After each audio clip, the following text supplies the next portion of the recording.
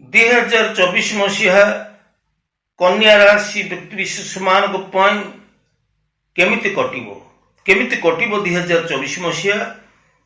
ପ୍ରିୟ ଦର୍ଶକ ବନ୍ଧୁ, 2024 ମସିହା କନ୍ୟା ରାଶିର ଭାଗ୍ୟଫଳକୁ ମୁଁ ହାର୍ଦ୍ଦିକ ସ୍ୱାଗତ ଜଣାଉଛି। ଜ୍ୟୋତିର୍ବିଦ ସୁଧୀର 2023 ମସିହାର ଅନେକ ମଧୁର ସ୍ମୃତି ଏବଂ ତିକ୍ତ ଅନୁଭୂତିକୁ ନେଇ ଆମେ ଆସି 2024 ମସିହାରେ ପଦାର୍ପଣ କରିଛେ। ତେଣୁ ଯେତେବେଳେ ନୂଆ ବର୍ଷଟି ଆସିବାକୁ ଯାଉଛି, ଏହି ନୂଆ ବର୍ଷର କୁ ଆମେ ଯେତେବେଳେ ସ୍ୱାଗତ କରିବାକୁ ଯାଉଛେ, ସେତେବେଳେ ଆମମାନଙ୍କ ମନରେ ପ୍ରଶ୍ନ ଆସୁଛି, ଜାଣିବା ପାଇଁ ଇଚ୍ଛା ହେଉଛି ଯେ ଏ ବର୍ଷଟି ମୋର କେମିତି କଟିବ। ମୋର କର୍ମକ୍ଷେତ୍ରର ଅବସ୍ଥା, ମୋର ବାଣିଜ୍ୟ ବ୍ୟବସାୟ, ଚାକିରି ବୃତ୍ତି, ଆର୍ଥିକ ଦିଗ, ଶିକ୍ଷା, ସ୍ୱାସ୍ଥ୍ୟ, ପାରିବାରିକ ଦାମ୍ପତ୍ୟ ଜୀବନ, ଏଇଭଳି ଅନେକ ପ୍ରସଙ୍ଗ ଉପରେ ଆମର ମନରେ ପ୍ରଶ୍ନ ଆସୁଛି ଯେ କେମିତି କଟିବ 2024। ତେବେ ମୁଁ ଆପଣମାନଙ୍କୁ କହି ରଖିବାକୁ ଚାହେଁ, ମହାଭାରତର ଦାନ ଧର୍ମ ପର୍ବରେ କୁହାଯାଇଛି, କେବଳ ଗ୍ରହ ନକ୍ଷତ୍ର ନ କରତି ଶୁଭାଶୁଭଂ ସର୍ବମାତ୍ମା କୃତକର୍ମ ଗ୍ରହବାଦ ଲୋକାଇତି।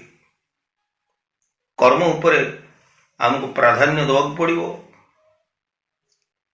କର୍ମକୁ ନେଇକରି ଆମର ଭାଗ୍ୟ ନିର୍ଦ୍ଧାରିତ ହୋଇଥାଏ। ଗ୍ରହ ନକ୍ଷତ୍ର ମାନେ ମଧ୍ୟ ପ୍ରଭାବିତ ହୋଇଥାନ୍ତି ଆମର କର୍ମକୁ ନେଇକରି। ତେବେ ଦର୍ଶକ ବନ୍ଧୁ, କନ୍ୟା ରାଶି ସମ୍ପର୍କରେ ଯେତେବେଳେ ଆଜି ଆମେ ଆଲୋଚନା କରିବାକୁ ଯାଉଛେ, ସେତେବେଳେ କନ୍ୟା ରାଶିର ଗ୍ରହ ଅବସ୍ଥିତିକୁ ଟିକେ ଦେଖିନେବା। କାଳଚକ୍ରରେ ବୃହସ୍ପତି ଅଷ୍ଟମ ସ୍ଥାନରେ, ଶନି ଷଷ୍ଠ ଭାବରେ, ରାହୁ ସପ୍ତମରେ ଏବଂ କେତୁ ସ୍ୱରାଶିରେ ଅର୍ଥାତ୍ ଜନ୍ମ ରାଶିରେ ରହିଛନ୍ତି। ତେଣୁ ଏହି ପରିପ୍ରେକ୍ଷୀରେ ଗ୍ରହମାନଙ୍କର ଗୋଚରୀୟ ଅବସ୍ଥାକୁ ବିଚାରକୁ ନେଲେ କର୍ମକ୍ଷେତ୍ରର ଅବସ୍ଥା କେମିତି ରହିବ କନ୍ୟା ରାଶିର। ଆପଣ ବିଗତ ବର୍ଷ ଅନେକ ଉତ୍ଥାନ ପତନ, କର୍ମକ୍ଷେତ୍ରକୁ ନେଇ ଅନେକ ଜଞ୍ଜାଳମୟ ପରିସ୍ଥିତି ମଧ୍ୟ ଦେଇ ଗତି କରି ଆସିଛନ୍ତି। ତେବେ ଏଇ 2024 ମସିହା ବୃହସ୍ପତି ଆପଣଙ୍କର ଯଦିଓ ଅଷ୍ଟମରେ ରହିଛନ୍ତି, ଅନ୍ୟାନ୍ୟ ଗ୍ରହମାନଙ୍କର ଅବସ୍ଥିତି, ଶନି ଆପଣଙ୍କର ଷଷ୍ଠ ଭାବରେ ଥିବାରୁ ଆପଣ କର୍ମକ୍ଷେତ୍ରକୁ ଏ ବର୍ଷ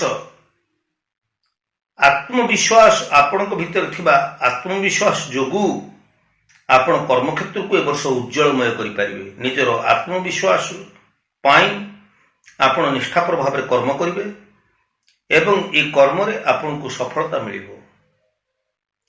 କର୍ମ ଏ ବର୍ଷ ଆପଣଙ୍କର ଉଜ୍ଜଳମୟ ହେବ। ଭାଗ୍ୟ ଏ ବର୍ଷ ଆପଣଙ୍କର ଉଜ୍ଜଳମୟ ହେବ। ଆପଣଙ୍କର ନିଷ୍ଠାପର କର୍ମ ଆପଣଙ୍କୁ ନିଶ୍ଚିତ ଭାବରେ ସଫଳତା ପ୍ରଦାନ କରିବ। ଯଶ, ମାନ, ଖ୍ୟାତି, ଦୀର୍ଘ ଦିନର ଆଶା ଅଭିଳାଷା ଆପଣଙ୍କର ଏ ବର୍ଷ ପୂରଣ ହେବାକୁ ଯାଉଛି। ତେବେ ନିଜର କର୍ମର ଦକ୍ଷତା ପ୍ରତିପାଦନ କରିବା ପାଇଁ ଏହି 2024 ମସିହାଟି ଆପଣଙ୍କ ପାଇଁ ଆସିଛି। ନିଜର କର୍ମର ଦକ୍ଷତାକୁ ଆପଣ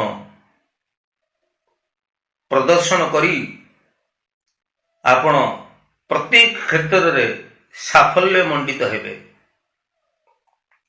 ତେବେ ବାଣିଜ୍ୟ ବ୍ୟବସାୟ କ୍ଷେତ୍ର କଥାକୁ ଯଦି ବିଚାରକୁ ନେବା, ତାହେଲେ ବାଣିଜ୍ୟ ବ୍ୟବସାୟ କ୍ଷେତ୍ରରେ ଆପଣ ନୂଆ ନୂଆ ପଦକ୍ଷେପ ମାନ ଗ୍ରହଣ କରି ନିଶ୍ଚିତ ଭାବରେ ଆପଣଙ୍କର ବାଣିଜ୍ୟ ବ୍ୟବସାୟ କ୍ଷେତ୍ରକୁ ଆପଣ ଆଗେଇ ନେବେ ଏବଂ ବାଣିଜ୍ୟ ବ୍ୟବସାୟ କ୍ଷେତ୍ରରୁ ମଧ୍ୟ ଆପଣ ଏ ବର୍ଷ ଭଲ ରୋଜଗାର ମଧ୍ୟ କରିପାରିବେ। ଆୟ ଆପଣଙ୍କର ଭଲ ହେବ। ଯଦି ଆମେ ଆର୍ଥିକ ଦିଗକୁ ଦେଖିବା, ତାହେଲେ ବିଭିନ୍ନ ସୂତ୍ରରୁ ଆପଣଙ୍କୁ ଏ ବର୍ଷ ପର୍ଯ୍ୟାପ୍ତ ପରିମାଣରେ ଅର୍ଥ ଆପଣଙ୍କ ପାଖକୁ ଆସିବ। ପର୍ଯ୍ୟାପ୍ତ ପରିମାଣରେ ଆପଣଙ୍କର ଅର୍ଥାଗମ ହେବ। ଆପଣଙ୍କର ଚାକିରି ବୃତ୍ତି କ୍ଷେତ୍ରରୁ, ଆପଣଙ୍କର ବାଣିଜ୍ୟ ବ୍ୟବସାୟ କ୍ଷେତ୍ରରୁ, ପ୍ରତ୍ୟେକ ଦିଗରୁ ଆୟର ପନ୍ଥା ଆପଣଙ୍କ ପାଇଁ ଖୋଲା ରହିବ।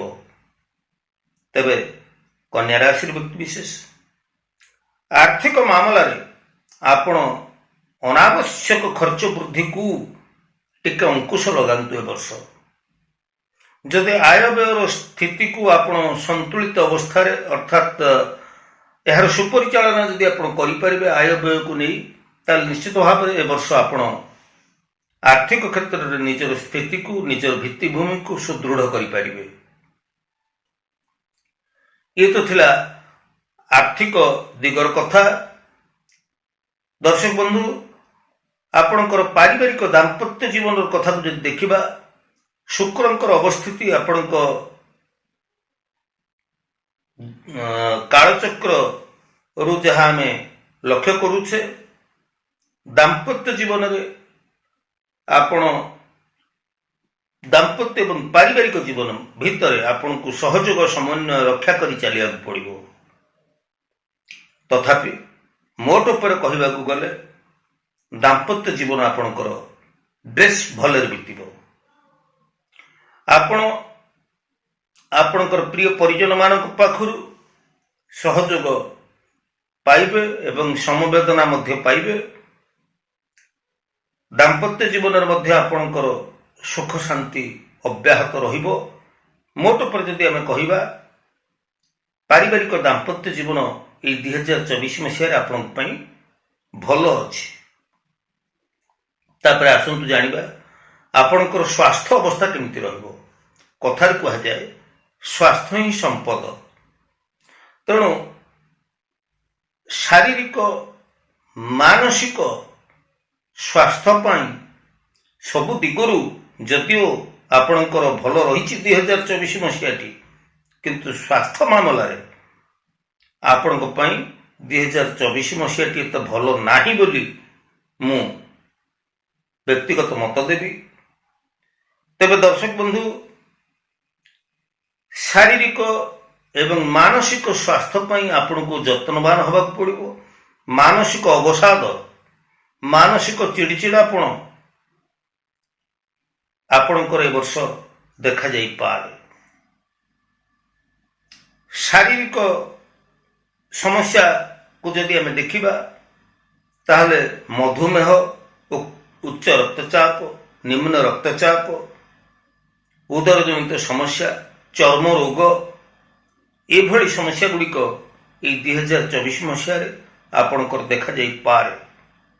ତେବେ ସ୍ୱାସ୍ଥ୍ୟ ସମସ୍ୟା ଯଦିଓ ଆପଣଙ୍କର ବେଶୀ ଗୁରୁତର ହେବ ନାହିଁ, ହେଲେ ମଧ୍ୟ ମୁଁ ଯେଭଳି କହିଲି ଏଇଭଳି ଛୋଟ ମୋଟ ରୋଗ ଗୁଡ଼ିକ ଆପଣଙ୍କୁ ହୁଏତ ସମସ୍ୟାରେ ପକାଇପାରେ। ତେଣୁ ଆପଣ ଯୋଗ, ପ୍ରାଣାୟାମ ଏବଂ ନିଜର ଜୀବନଶୈଳୀ ଉପରେ ଜୀବନଚର୍ଯ୍ୟା ଉପରେ ଆପଣ ଧ୍ୟାନ ଦିଅନ୍ତୁ। ସ୍ୱାସ୍ଥ୍ୟ ଏବଂ ମାନସିକ ଅବସ୍ଥାକୁ ଭଲ ରଖିବା ପାଇଁ ଆପଣ ଯତ୍ନବାନ ହୁଅନ୍ତୁ। ମାନସିକ ସ୍ୱାସ୍ଥ୍ୟ ପାଇଁ ଆପଣ ଟିକେ ମେଡିଟେସନ କରନ୍ତୁ। ଦର୍ଶକ ବନ୍ଧୁ, ପ୍ରତିକାର ସ୍ୱରୂପ ଏ ବର୍ଷ ପ୍ରତ୍ୟେକ ଗୁରୁବାରରେ ଆପଣ ଲକ୍ଷ୍ମୀ ନାରାୟଣଙ୍କୁ ଦର୍ଶନ କରନ୍ତୁ। ଲକ୍ଷ୍ମୀ ନାରାୟଣଙ୍କୁ ଯଦି ଆପଣ ଗୋଟିଏ ହଳଦିଆ ଫୁଲଟିଏ ଅର୍ପଣ କରନ୍ତି, ତାହେଲେ ନିଶ୍ଚିତ ଭାବରେ ଆପଣଙ୍କର ସର୍ବାରିଷ୍ଟ ଶାନ୍ତି ହେଇ ଆପଣ ଶୁଭ ଫଳ ପ୍ରାପ୍ତ ହେଇପାରିବେ ଏବଂ ଏଇ 2024 ମସିହାଟି ଆପଣଙ୍କ ପାଇଁ ସୁଖ ସମୃଦ୍ଧିପୂର୍ଣ୍ଣ ବର୍ଷ ହେଇପାରିବ। ଆମେ ଯଦି ତୁଳନାତ୍ମକ ଭାବରେ ଦେଖିବା 2023 ଠାରୁ 2024 ମସିହାଟି ଆପଣଙ୍କ ପାଇଁ ଗୋଟିଏ ଉଜ୍ଜଳ ସମ୍ଭାବନାର ବର୍ଷ ହେଇକି ଆସୁଛି। ତେଣୁ ଆସନ୍ତୁ ଆମେ 2024 ମସିହାକୁ ସ୍ୱାଗତ କରିବା, ନିଷ୍ଠାପର କର୍ମ କରିବା ଏବଂ ଆମେ ନିଶ୍ଚିତ ଭାବରେ ପ୍ରଗତି ପଥରେ ଆଗେଇ ଯିବା। ତେବେ ଆଜି ତ ସମୟ ହେଇଯାଇଛି ଦର୍ଶକ ବନ୍ଧୁ, ଯଦି ଜ୍ୟୋତିଷ, ବାସ୍ତୁ ଏବଂ ଧର୍ମ ବିଷୟକ ମୋର ଏହି ଐତିହାସିକ ଚ୍ୟାନେଲ ଆପଣଙ୍କୁ ଭଲ ଲାଗୁଛି, ତାହେଲେ ନିଶ୍ଚିତ ଭାବରେ ନୂଆ ନୂଆ ଭିଡ଼ିଓ ବା ନୂଆ ନୂଆ ତଥ୍ୟ ପାଇବା ପାଇଁ ଆପଣ ସବସ୍କ୍ରାଇବ୍ କରିବେ, ଲାଇକ୍ କରିବେ ଏବଂ ସେୟାର ମଧ୍ୟ କରିବେ। ନିୟମିତ ଭାବରେ ଦେଖୁଥାନ୍ତୁ ମୋର ୟୁଟ୍ୟୁବ ଚ୍ୟାନେଲ ଜ୍ୟୋତିଷ ସୁଧୀର। ପୁଣି ଆମେ ପରବର୍ତ୍ତୀ ଅଧ୍ୟାୟରେ ଦେଖା ହେବା। ସେ ପର୍ଯ୍ୟନ୍ତ ମୁଁ ବିଦାୟ ନେଉଛି। ଜୟ ଜଗନ୍ନାଥ।